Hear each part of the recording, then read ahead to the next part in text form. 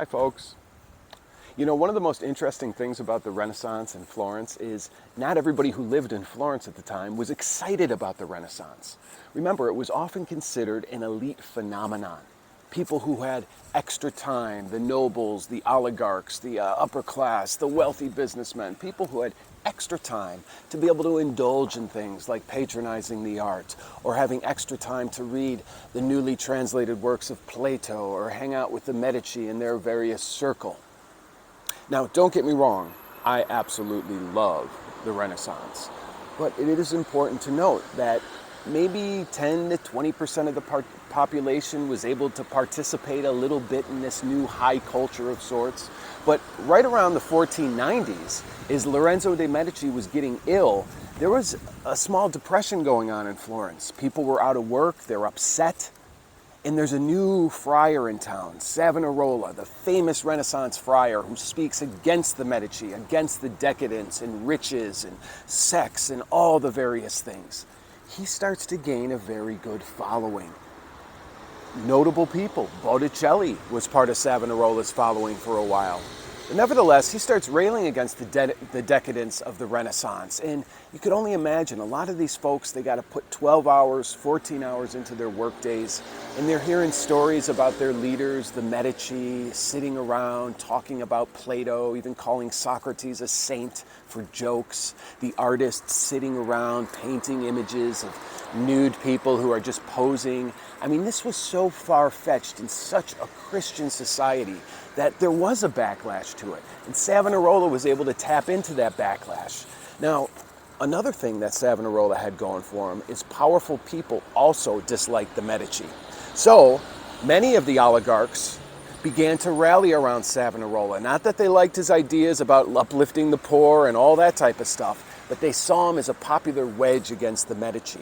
And sure enough, in 1494, the Medici are expelled. And now we have a new problem where the King of France decides to invade Italy. You know, one of the reasons for, the Italian Renaissance, people often say, is that northern Italy was left alone to its own devices. Spain was too busy with the Reconquista. You had the 100 Years' War between France and England. But now that's all settled down. And what we start to see is a lot of folks looking at the wealth in Italy. The King of Spain, who's also the Holy Roman Emperor, as well as the King of France. Savonarola predicts these things, and he even says that the King of France is an agent of God's justice. But to keep Florentines happy, he also appeals to Florentine exceptionalism, that our city is special. It is the new Jerusalem, or as they often call it, the new Rome, perhaps. So he appeals to Florentine exceptionalism. He appeals to the poor. He also widens the republic as well. More and more people are able to participate in this republic. And for about 4 years, Savonarola in some ways is effectively in control of the Florentine government. Now, he takes things a little bit too far. He starts going after the papacy, railing against Rodrigo Borgia, Alexander VI. He even goes as far as excommunicating the Pope. Well, you get on the Pope's bad side. We saw this with another episode. They got a lot of tools up their sleeve.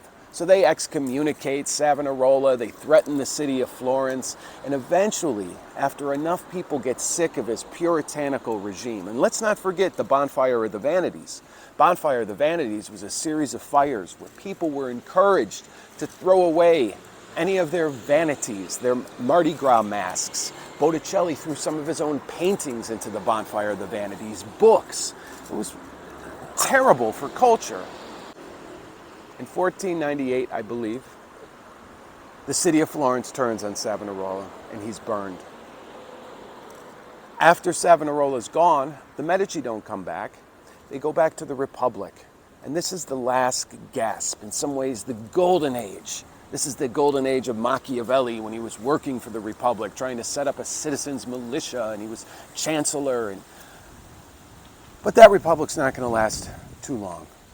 The Medici are getting their power base in Rome. Eventually, Leo X, Lorenzo de' Medici's son, becomes Pope, and they're able to retake the city. But nevertheless, folks, it was a tumultuous time. But the original point was, not everybody was on board with the Renaissance.